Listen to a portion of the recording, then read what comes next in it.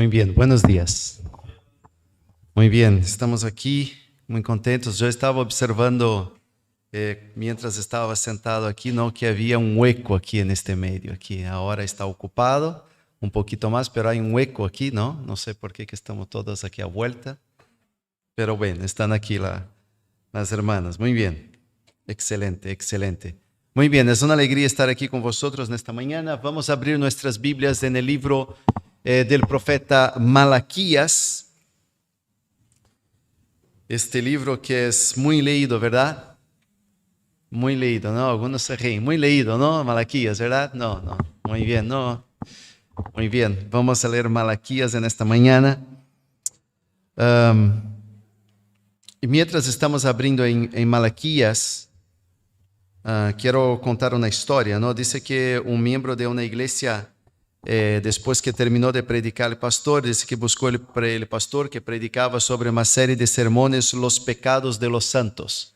El título se llamaba Los pecados de los santos. Entonces terminó la predicación y ha venido este hermano y regañó al pastor por eso y dice: pastor, qué raro predicar sobre el pecado de los santos. Yo no coincido contigo. Yo creo que los pecados de los que no son creyentes no son malísimos. Dice: no, bueno, yo estoy de acuerdo contigo. El pecado de los santos son peores todavía, porque saben la verdad de Dios, conocen a Dios, y no solamente eso, que rompen el corazón del Señor. Es interesante pensar sobre esta historia, porque cuando nosotros pensamos sobre eso y miramos que muchas veces como creyentes nosotros actuamos o pecamos de manera deliberada. Y quizás unos se van a mirar un poquito raro, pero eso no es verdad, no es así. Sí que es. Muchas veces nosotros mismos como creyentes pecamos de manera deliberada, sabiendo que está equivocado. No es solamente la rebelión de un sujeto contra su rey o su siervo contra su amo. Cuando nosotros pecamos de manera deliberada, conociendo a Dios, conociendo su amor, nosotros estamos ofendiendo, así como un niño ofende a un padre amoroso. Y eso es muy interesante porque nos habla muchas veces de un poco de nuestra realidad. Y este es uno de los temas que vamos a hablar en el libro de Malaquías. El profeta Malaquías nos habla en un tiempo más o menos unos 100 años después que los judíos vinieron de su exilio. Ellos habían pasado por el tiempo de la reconstrucción del templo, reconstruyeron los muros también, aquel gran entusiasmo que hablábamos en esta mañana, el entusiasmo del retorno, el avivamiento de Esdras y Nehemías, todo iba muy bien, el pueblo tenía mucha esperanza. Perdón. Pero la verdad es que ese entusiasmo se ha pasado. Dice la historia, y ahí algunos historiadores nos hablan también, que en aquellos 100 años después del exilio hubo una grande seca también allí en Jerusalén. Hubo poca lluvia. Y dice que se pasaron por crisis económicas del pueblo que estaba allí, el entusiasmo ya había pasado, había crisis sociales, el gobierno era más o menos corrupto, había una fe mecánica. ¿Saben lo que es esto? Una fe, una religión mecánica. Voy a la iglesia, vuelto de la iglesia, no hago las cosas tan malas, pero permito muchas otras cosas en mi vida. Así que no servían de manera correcta al Señor y ellos eran incapaces de comprender por qué Dios les estaba permitiendo eso. Señor, al final hemos estado 70 años en el exilio, hemos vuelto aquí, el enemigo nos ha hecho mal, o la gente me ha tratado mal. ¿Por qué tú no permites que nosotros podamos prosperar? Y entonces vienen cosas muy ofensivas. ¿Por qué todas estas luchas? Ellos comenzaron a dudar de la provisión de Dios, del cuidado de Dios, hasta mismo comenzaron a dudar del amor de Dios. Yo te hago una pregunta. ¿Ya has dudado del amor de Dios en medio a tus pruebas, a las luchas de tu vida? Yo sí. Yo sí. En medio de muchas pruebas, de muchas luchas, comenzamos a quejarnos muchas veces, abandonamos los juicios del Dios, la palabra de Dios, permitimos muchas cosas a veces en nuestras vidas, y los líderes en este tiempo, si tú lees el libro de Malaquías, tú vas a ver que el pueblo comenzó a permitir divorcios, relaciones ilícitas, los líderes se tornaron corruptos y arrogantes. Fíjate en el capítulo 3, versículos 13 a 15, si tienes tu Biblia, estamos haciendo un repaso por Malaquías 3, versículos de 13 a 15, mira cómo eran sarcásticos los judíos. Mira lo que dijo: vuestras palabras contra mí me han sido violentas. Hey, mira la palabra, violentas. Ahora fíjate lo que dice. Los judíos dicen para Dios: ¿qué hemos hablado contra ti, Dios? Habéis dicho: por demás es servir al Señor, no vale de nada. ¿Qué aprovecha guardarmos la ley? Que andemos afligidos en presencia de Jehová de los ejércitos, que vayamos a la iglesia todos los domingos y a los martes también en la reunión de oración, no vale de nada. Decimos pues ahora: bienaventurados son los soberbios, esto sí, y los que hacen impiedad no solo son prosperados, sino que tentaron a Dios y le escaparon. Fíjate qué fuerte, ¿no? ¿Te das cuenta? ¿Te das cuenta de cómo es fuerte? Lo que están diciendo son palabras muy violentas para Dios. Es un sarcasmo muy fuerte. Y por eso en esta mañana recordaba ahí de mi amigo, ¿dónde está Ana? Que no la veo, ¿dónde está Ana? Ana, aquí. Me recordaba de Roberto en esta mañana, cuando decía algunas palabras. Fíjate en el versículo 1 que vamos a leer. Dice profecía. Profecía. Y aquí está la primera imagen para nosotros pensar. Profecía, esta palabra profecía significa carga. Significa carga. La carga del profeta, de la palabra de Jehová contra Israel por medio de Malaquías. La palabra Malaquías, este nombre significa mi mensajero. Y por eso podemos traducir como la carga del mensajero que trae un mensaje muy fuerte para nosotros en este día. ¿Cuál es el mensaje? Que nosotros muchas veces estamos dudando del amor de Dios. Y es un tema muy amplio para nosotros pensarmos, y por eso quería meditar con vosotros en esta mañana, de pensar que muchas veces en la iglesia del Señor tenemos personas, o muchas veces nosotros vivimos, cuando cruzamos las pruebas de nuestra vida, llegamos hasta el punto de dudar que Dios nos ama y que Dios cuida de nuestras vidas. El tema del libro de Malaquías, simplemente un repaso, capítulo 3, versículos 6 y 7, es el tema del libro de Malaquías. Nosotros no vamos a leer todo el libro, vamos a leer solamente los primeros 5 versículos, pero el tema y el propósito del libro es reflejado en el capítulo 3, versículos 6 y 7, que dice: porque yo soy Jehová y no cambio. Fíjate bien en esta palabra, no cambio. Por esto vosotros, hijos de Jacob, no habéis sido consumidos. Así es con nosotros. Desde los días de vuestros padres os habéis apartado de mis estatutos y no habéis guardado. Volveos a mí, y yo me volveré a vosotros, ha dicho Jehová de los ejércitos. El enfoque de Malaquías que nosotros vamos a ver aquí en este libro es de que toda la estructura del libro está enfocada de la siguiente manera: hay una declaración, hay una objeción, una queja, que Dios mismo va a hacer la queja, y después Dios mismo hace la contestación, Él responde la pregunta. Es más o menos cuando nosotros regañamos a nuestros hijos. ¿Sabe cómo nosotros regañamos los que tienen hijos aquí, principalmente adolescentes? Nosotros hacemos así: mira, tú no has hecho eso, y quizás me vas a contestar: ¿cómo que no he hecho? Bueno, entonces te voy a decir: ¿por qué no has levado la basura? ¿Por qué no has... ¿Viste cuando nosotros hacemos así? Cuando los padres ya dan la respuesta de la queja, ¿viste? Se rió Ismael, ¿viste? ¿No? La Tania y la Vera lo deben saber muy bien. Bueno, esta es la estructura del libro. Todo el tiempo Dios va a hacer 6 quejas. Dios va a decir 3 declaraciones, 6 declaraciones especiales. Dios mismo va a presentar el litigio, la queja, y Dios mismo va a dar la respuesta. Y en esta mañana vamos a ver solamente una de las quejas, que está en los versículos 2 a 5. Pero queridos, leamos estos versículos entonces, capítulo 1, versículos de 2 a 5, ya hemos leído el primero. Vamos a ver la primera queja que dice lo siguiente: yo os he amado, dice Jehová. Yo os he amado, dice Jehová. Ahora la contestación del pueblo que Dios mismo va a hacer. Y dijisteis, ¿en qué nos amaste? ¿No era Esaú hermano de Jacob?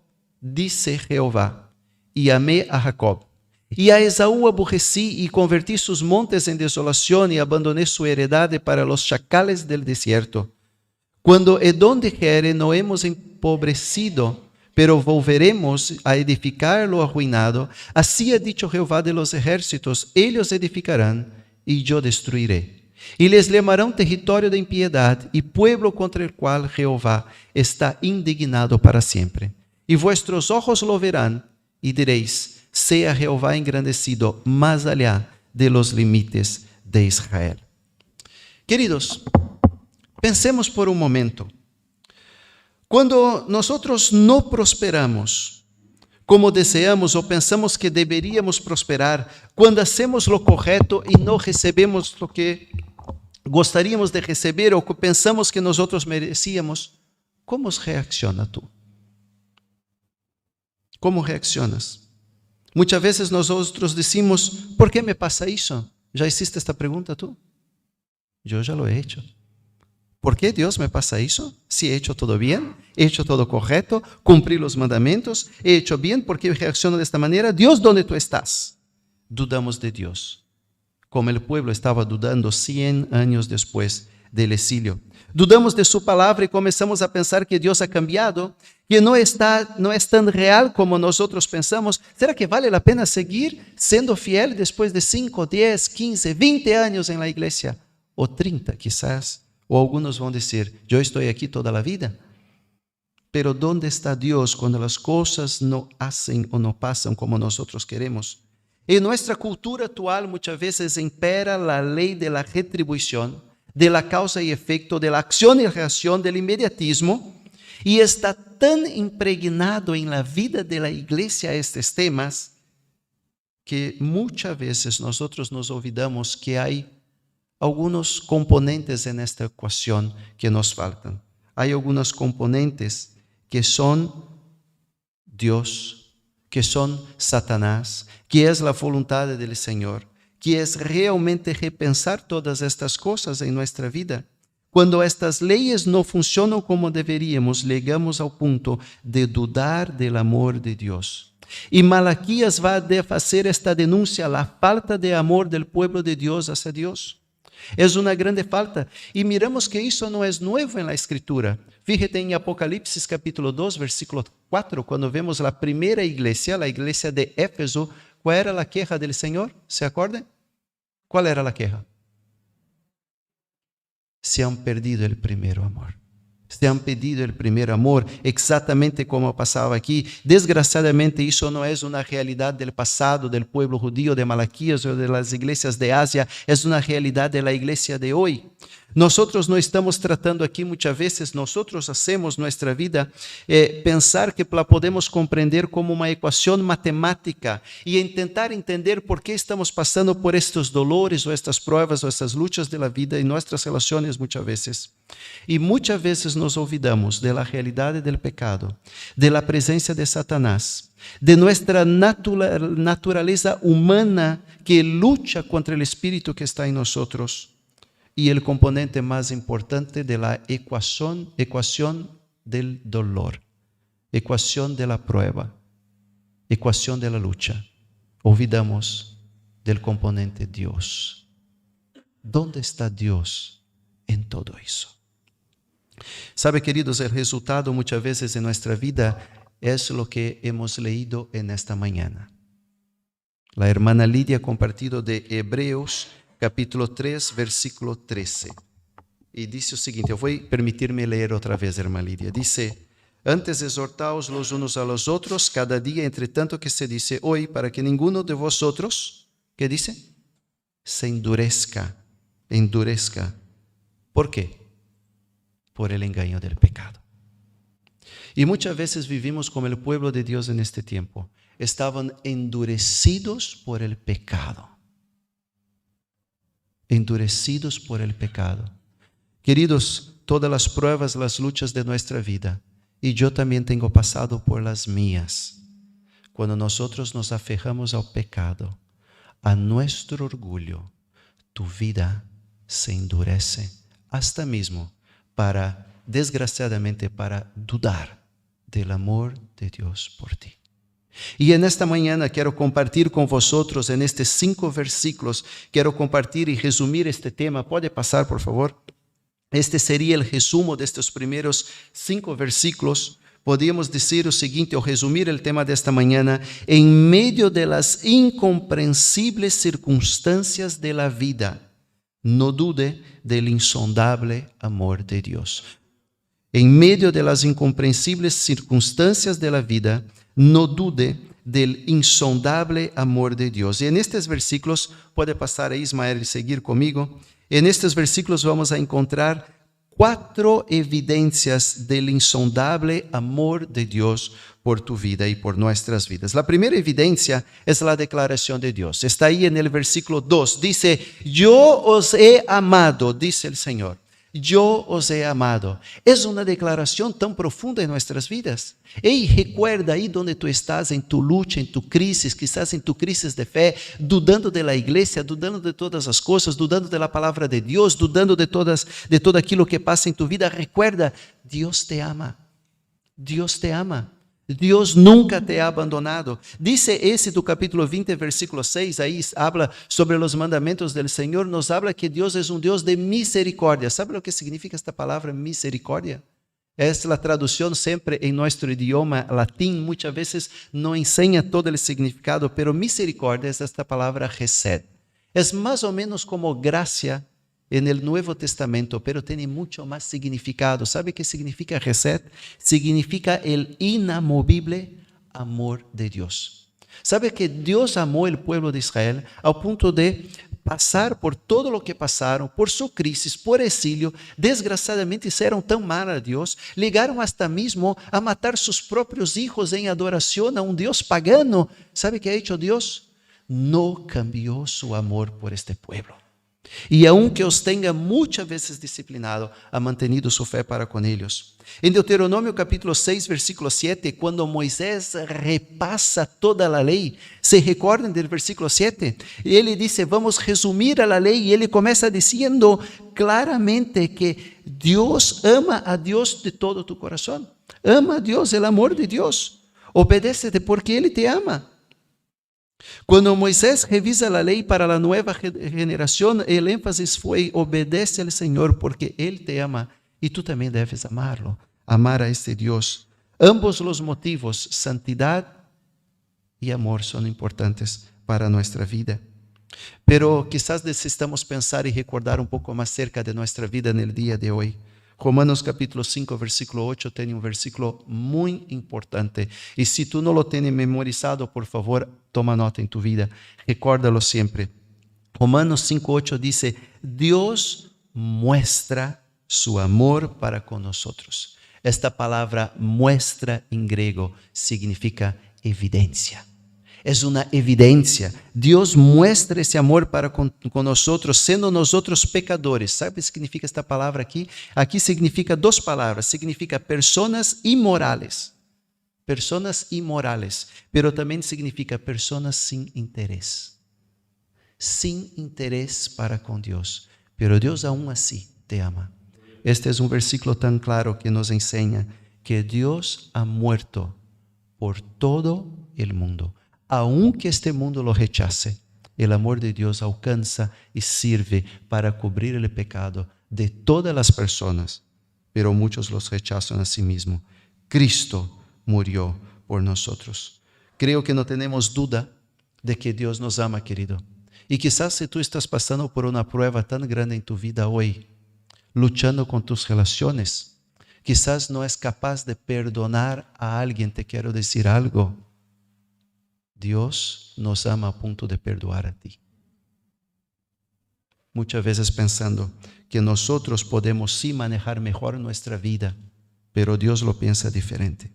Dice Romanos 8, 28, un versículo tan conocido, y quizás todos nos acordamos de este versículo, pero piensa un poquito más, con detenimiento. Dice, sabemos que los que aman a Dios, los que aman a Dios, todas las cosas ayudan a bien. A estos los que conforme su propósito son llamados. Así que la primera evidencia es muy clara.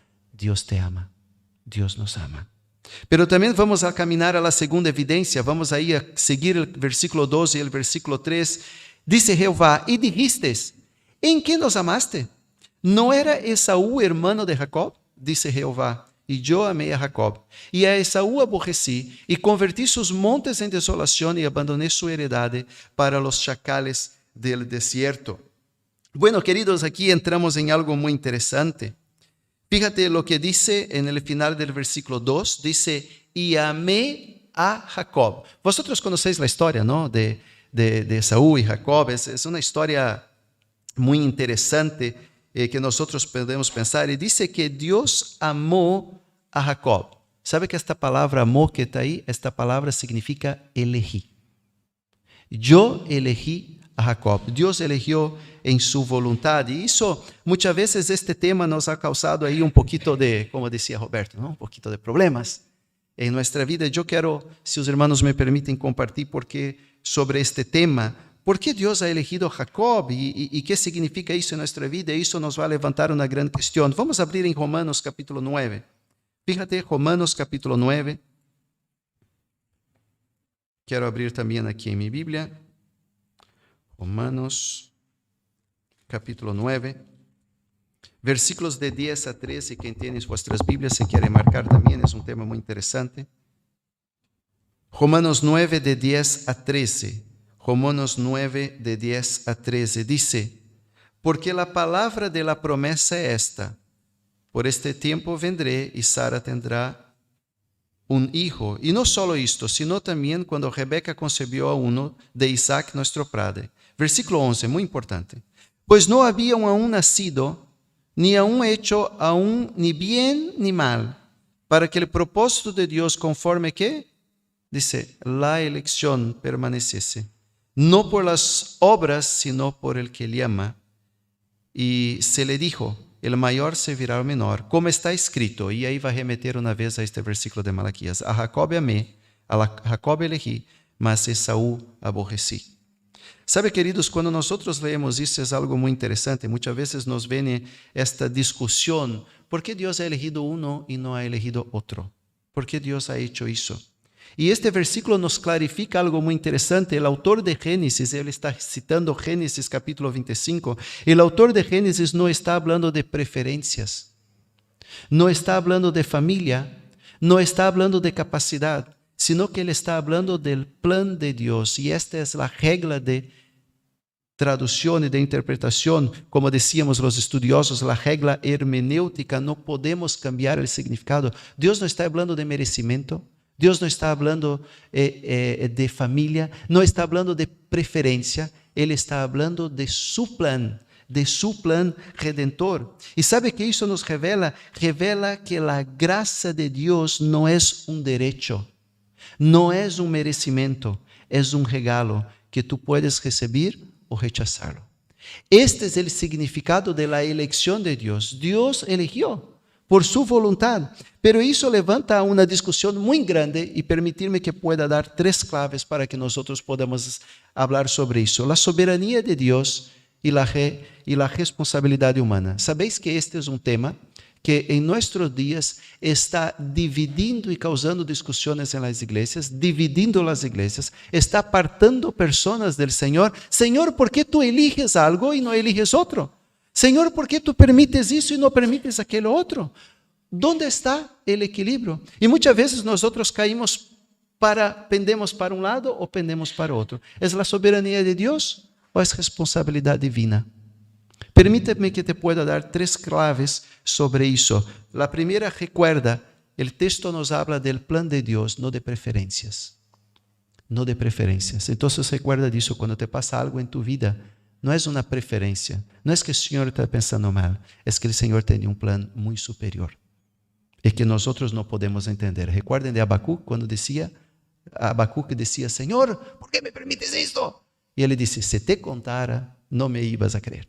Qué poderoso, ¿no? Pero 3 claves para que tú puedas entender la soberanía divina y la responsabilidad humana.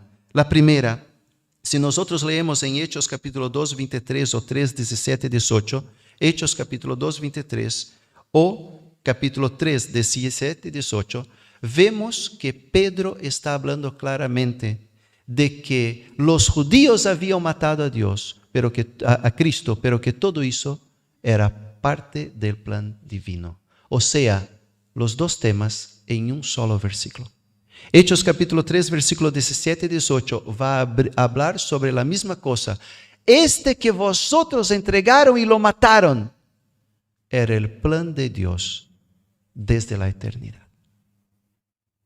Los 2 temas en un pasaje. ¿Sabe qué eso nos responde?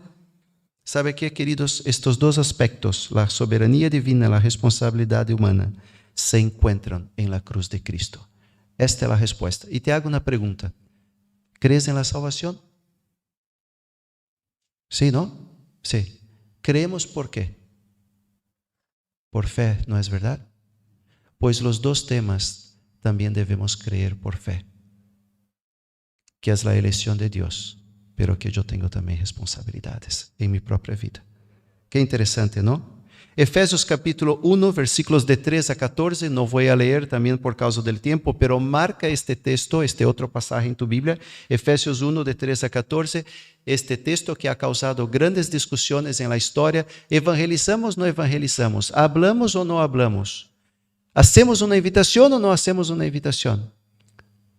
¿Sabe qué? La discusión está en el campo equivocado. Cuando tú lees Efesios capítulo 1, de 3 a 14, dice que Dios nos predestinó, nos eligió. ¿Para qué? Para alabanza de su gloria. Y nos destinó a hacer obras y tal. ¿Para qué? Para alabanza de su gloria. Y entonces nosotros podemos alegrar, ¿por qué? Para alabanza de su gloria. ¿Sabe cuál es el tema? El tema no es evangelismo. El tema es adoración.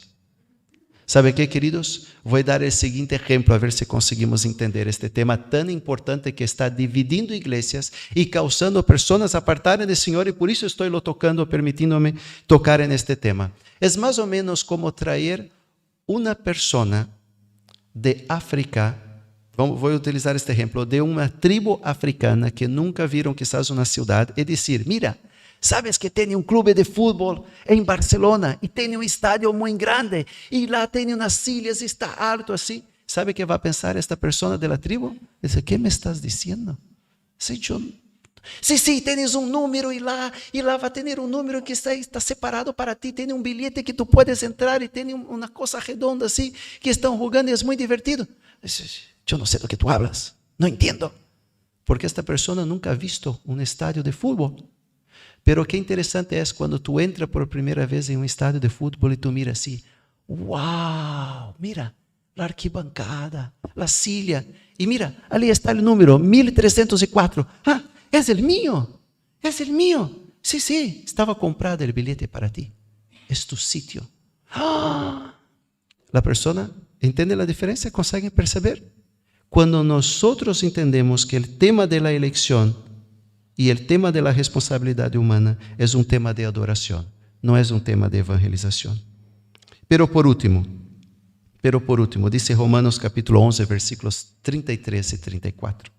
Dice que Pablo declaró todas estas cosas, intentando explicar a los judíos en la carta de Romanos. Y Pablo mismo, siendo un especialista en la ley de Dios, él llega al final de toda la discusión de los judíos que fueron electos y los otros que no, pero Dios permitió el pecado, entonces ¿para qué? Para traer gracia, pero Dios olvidóse de los judíos, no olvidóse, que llega al final, ¿qué dice él? Él dice lo siguiente, Pablo declara, insondable, incomprensible, es el amor y la mente de Dios.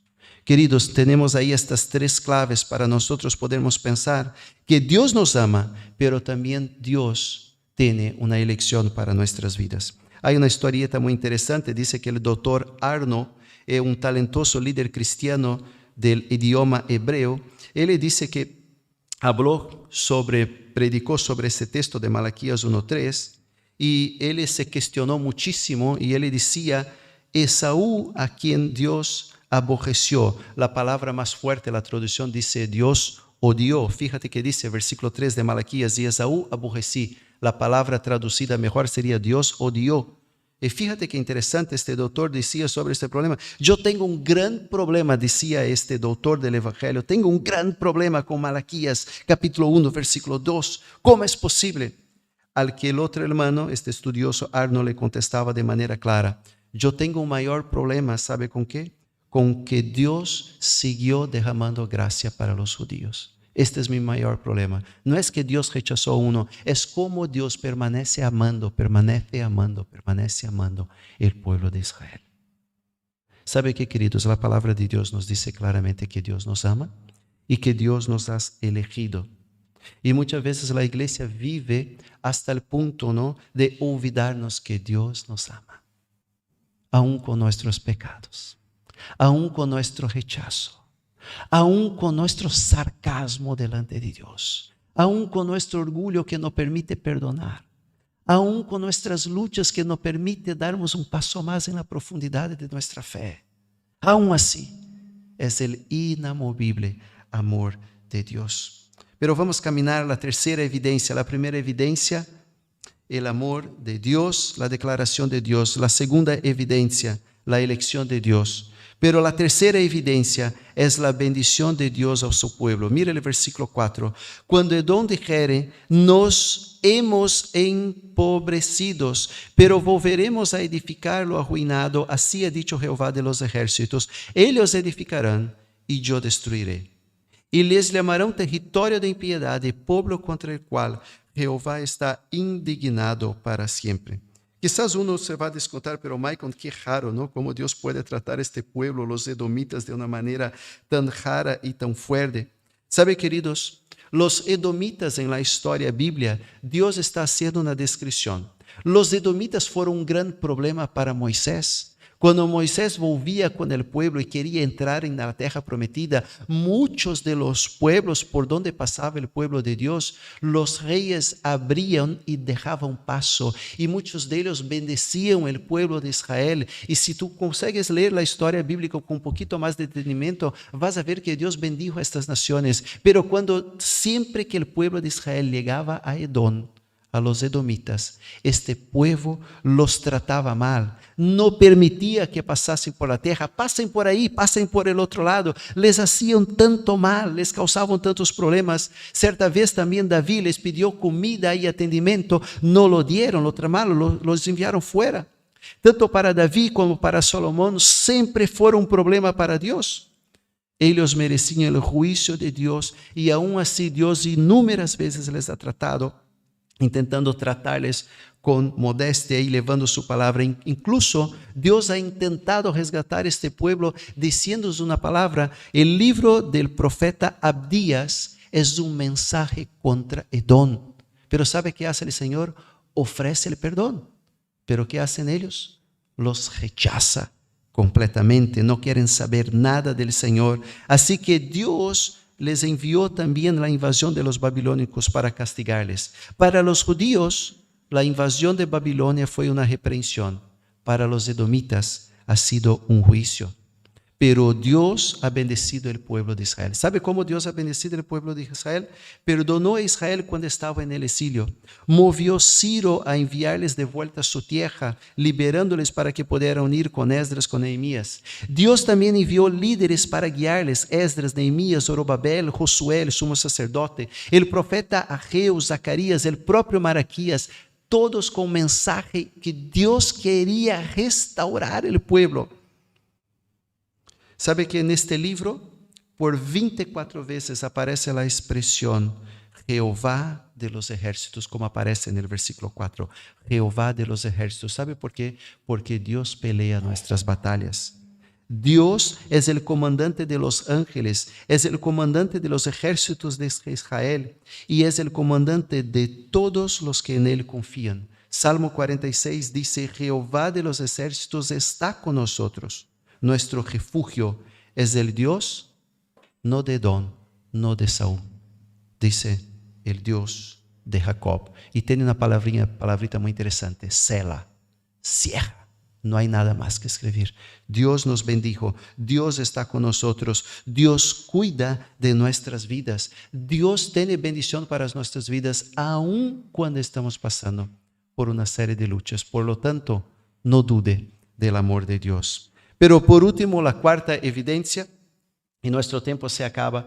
Esta imagen, permítame que lo pueda parar, esta imagen es del pueblo de Edom. ¿Algunos conocen esta imagen? ¿Saben dónde es? En una tierra que se llama Petra, ¿no? Esta ciudad fue construida por los edomitas. ¿Sabe qué decían los edomitas? En la historia, eso no está en Abdías, si tú puedes leer también Abdías, vas a encontrar. Los edomitas tenían tanto orgullo de su tierra, donde les dominaban. Fíjate que aquí, este es el pasaje, es el único pasaje para poder entrar a su palacio.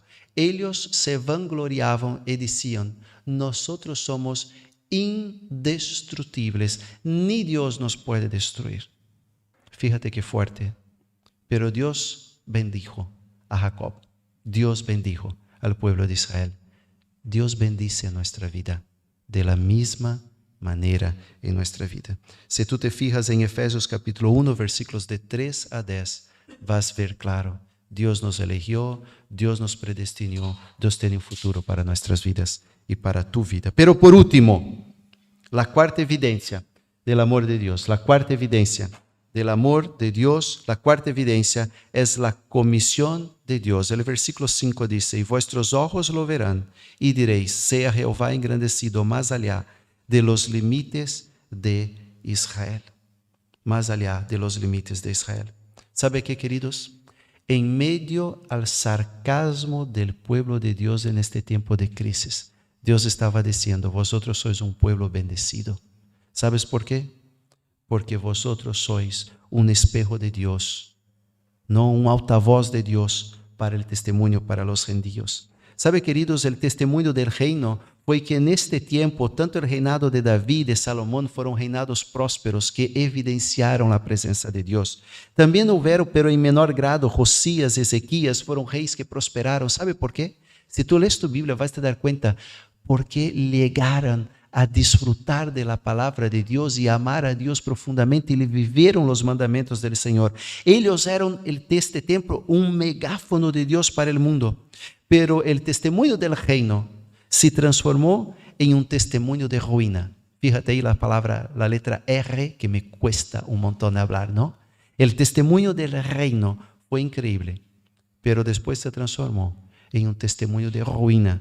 Lamentaciones capítulo 2, versículos 15, 16 y Salmos 74, 137, también no vamos a leer, dice claramente, ¿dónde está este pueblo?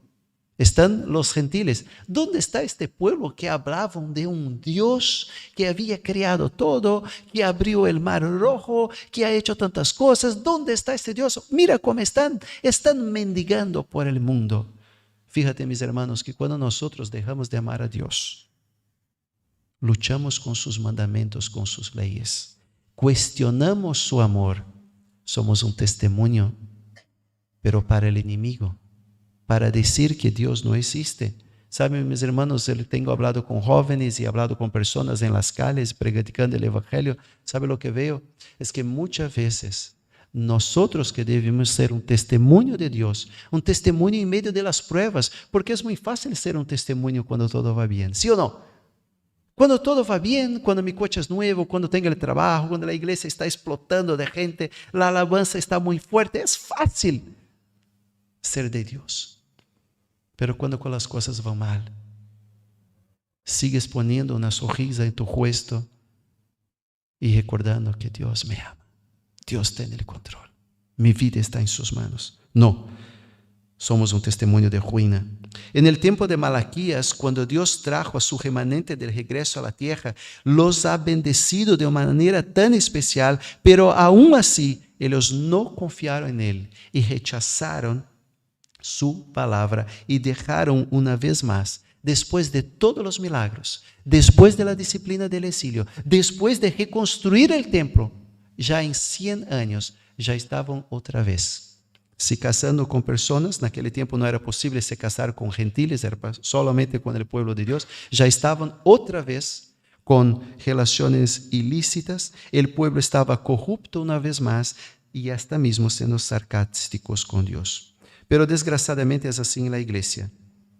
¿Sabe qué, queridos? Yo quiero recordar algunas bendiciones de esta misión que Dios nos da para hablar de Él. Dios te ha perdonado. Ahí en tu crisis, recuerda, Dios te ha perdonado. Dios te ha adoptado en una familia, la familia de Dios. ¿Sabe que la Biblia dice cuando el evangelista Lucas, cuando Jesús habla que quien quiere venir en pos de mí tiene que, y no aborrece a su padre, a su madre, no es digno de mí? ¿Se acuerdan de eso? ¿Sabe que esta palabra aborrece es la misma que aparece en el versículo 3 de Malaquías? Te voy a traducir. Aquele que no odia a su padre, a su madre, por amor de mí, no es digno de mí. ¿Sabe lo que Dios está diciendo? No es que tiene que odiar a tu mamá y tu papá. Es que tiene que amar a Dios sobre todas las cosas. Y eso nos remete a un paso más en nuestra vida espiritual delante del Señor. Eso nos remete que Dios te da una seguridad de salvación, como dice Juan capítulo 10, Judas versículo 24 y tantos otros versículos que yo te puedo citar. Dios te dio una salvación. Hey, Michael, ¿quiere decir que si yo peco? No. Es que no depende de ti la salvación. Depende de Dios. Dios es poderoso.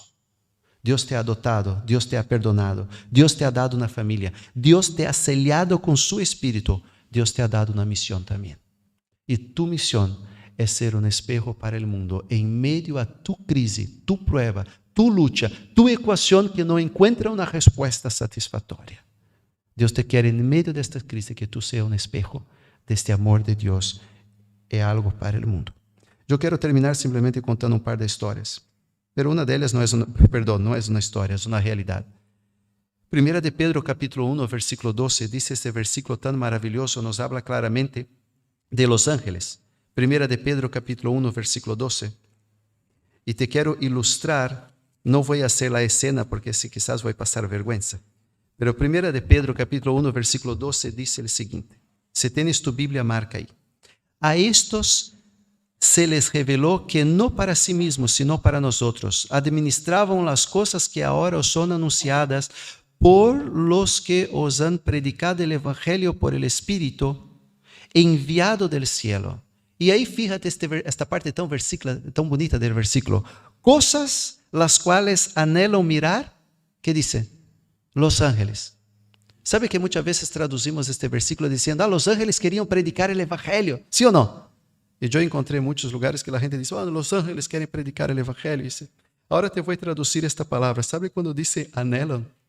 Esta palabra anhelan en griego significa, ¿me escucha? Significa que los ángeles están en el cielo. Y esta palabra significa agachar.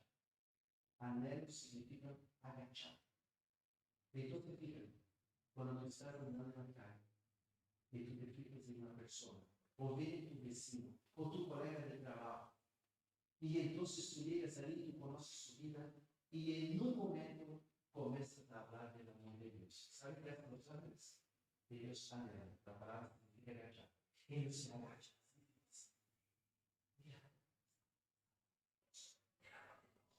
Y entonces se quedan mirando. Dice, no, espera. Los ángeles están agachados con mucha tensión, esperando a ver si esta persona va a abrir su corazón para recibir el amor de Dios. Y conforme dice el evangelista Lucas, cuando la persona abre su corazón, solamente el Espíritu comete eso. Entonces tiene que ficar en el cielo por un pecador del mundo. La fiesta, ¿quién hace la fiesta? Los ángeles hacen la fiesta. Entonces ellos están aquí. Y mientras tú estás en tu prueba, en tu lucha, en tu vida, en tus relaciones, en tu crisis, dudando del amor de Dios, cuando tú utilizas todo eso, percebe que Dios te ama y persevera en su palabra, y tu vida comienza a ser el espejo para la gente. Y tú hablas del amor de Dios en medio de tu crisis. No la gente pone así.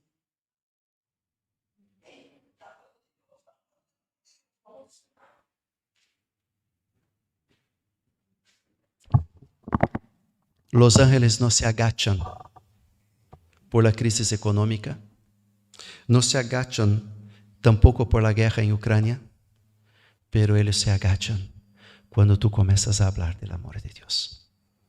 Y están esperando, porque Dios nos dio esta gran comisión en nuestra vida, como ha dado para el pueblo de Israel. Queridos, yo te quiero concluir estas 4 evidencias: la declaración de Dios, la elección de Dios, la bendición de Dios y la comisión que Dios nos ha dado. Pero quiero concluir con 2 frases muy interesantes. ¿Tú estás dudando del amor de Dios en esta mañana? ¿Estás luchando en tu vida, en tu corazón? Quizás tú seas un joven, un adolescente. ¿Estás luchando que Dios te ama en medio de tu crisis?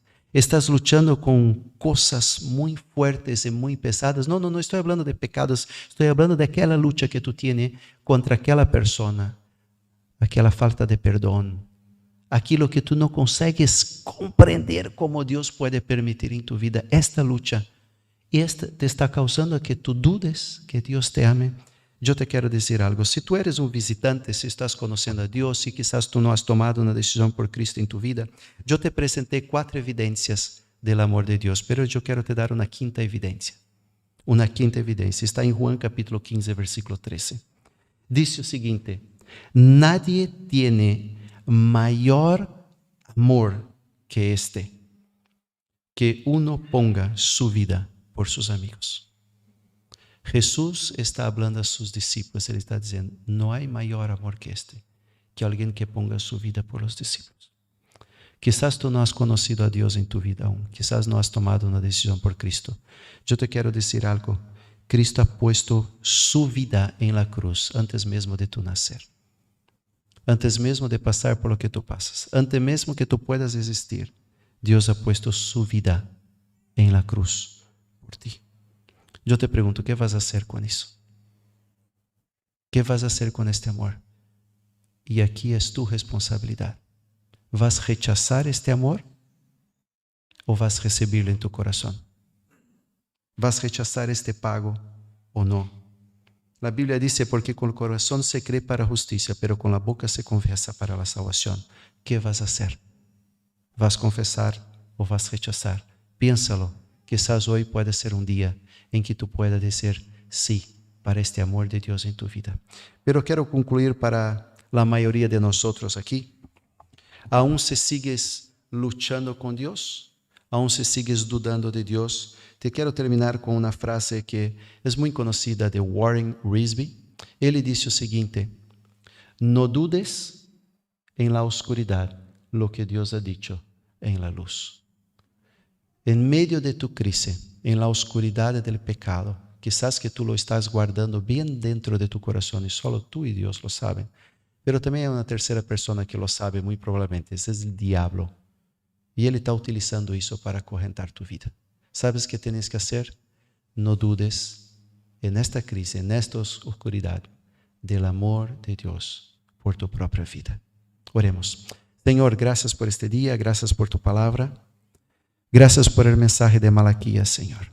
Realmente es una carga hablar de estas cosas tan fuertes. Yo sé, Señor, que quizás algunos de nosotros estamos cargando la carga del orgullo. No queremos reconocer nuestro pecado. Muchas veces estamos luchando, Señor, y que no queremos perdonar a aquellos que nos ofendieron. Señor, hay cosas que quizás no se pueden nunca más cambiar. Pero aún así, sabemos de que tú nos amas. Aún así sabemos, Señor, de que tú tienes un plan maravilloso. Aún así tu palabra nos dijo claramente que Cristo murió en la cruz para que todo el mundo pueda recibir tu perdón. Cabe a nosotros tan solamente recibir esto o rechazarlo. Señor, gracias porque nosotros hemos recibido. Permita que en medio de nuestras luchas y pruebas, nuestro corazón no venga a endurecer, no venga a tornarnos sarcásticos delante de ti, Señor. Perdónanos, Señor, por nuestra falta de amor por ti. Ayúdanos a que nunca dudemos de que tú nos ames. Gracias, Señor, por estas evidencias. Gracias por tu palabra. En nombre de Jesús. Amén.